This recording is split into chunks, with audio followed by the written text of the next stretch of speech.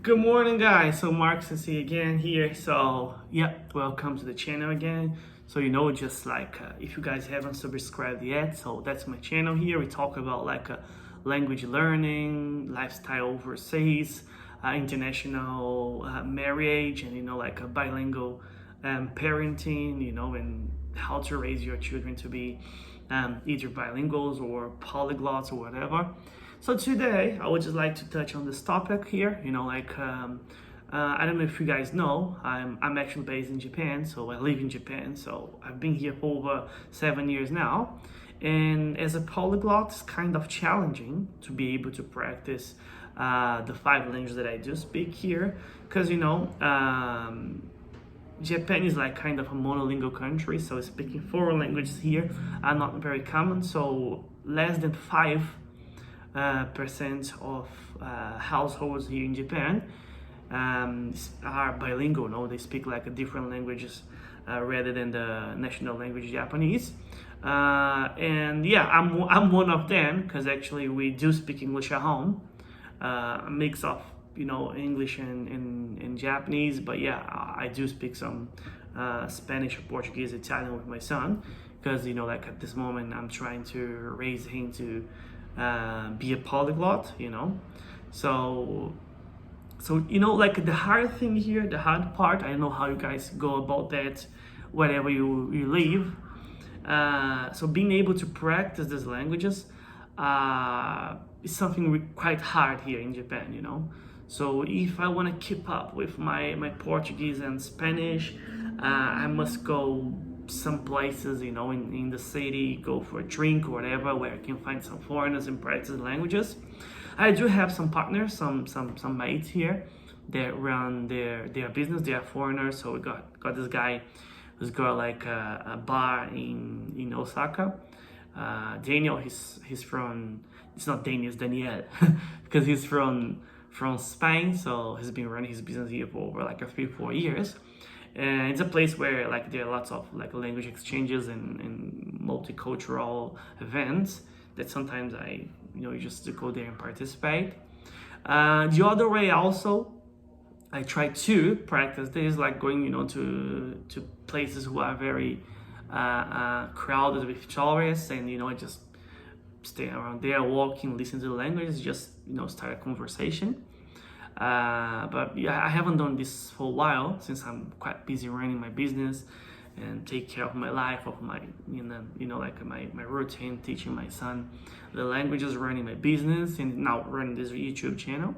So it can be quite challenging. One of the languages that are quite hard to practice here in Japan is Italian. Everywhere on earth where you go, of course you're sure to find some Italians. There are even like lots of Italian communities overseas, like in the biggest cities of the world, like Thailand, Bangkok, Auckland, New Zealand, Australia, and America. Whatever you go, you do find some Italians.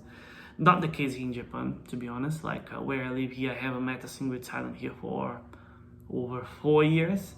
Makes it really hard to practice language. So in this case, the only way I can practice my Italian, it's passively.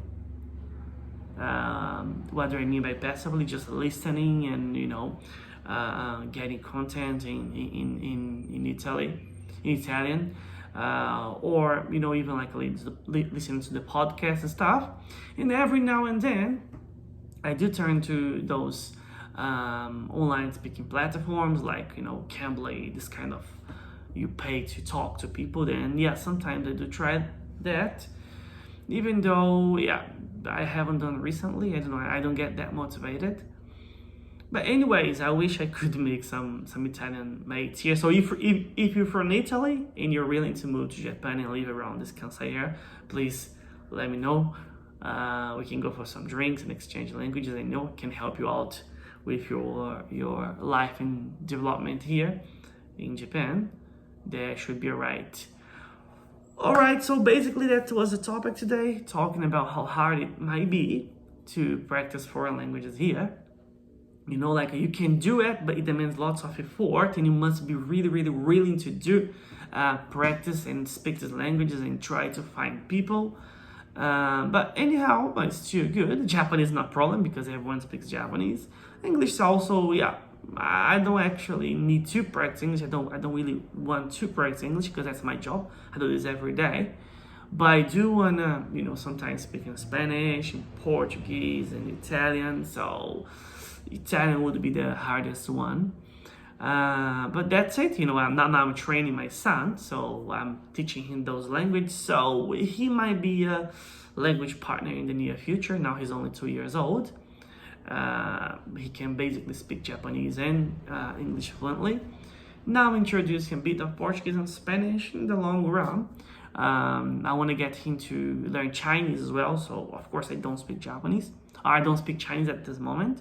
So I'm hiring a tutor here. There are quite a few Chinese around where I live. So I might hire a tutor to help him on this challenge, because I know speaking Chinese it's really important too for this near future. All the things are happening in the world geopolitically speaking, so might be a good asset for my son to speak Chinese. So yeah, I'm enrolling him in some Chinese lessons when he turns 4 or 5. All right, guys, so that's it. It's a little bit of language talk. So if you like this kind of content, leave your like, and yeah, just share your thoughts, and let's keep talking about that, and give me suggestions as well about languages and working overseas, doing business. Ask me things you like to know about my routine here in Japan as a polyglot, or as a father who's raising a child bilingual. That's it. Thank you very much. Cheers.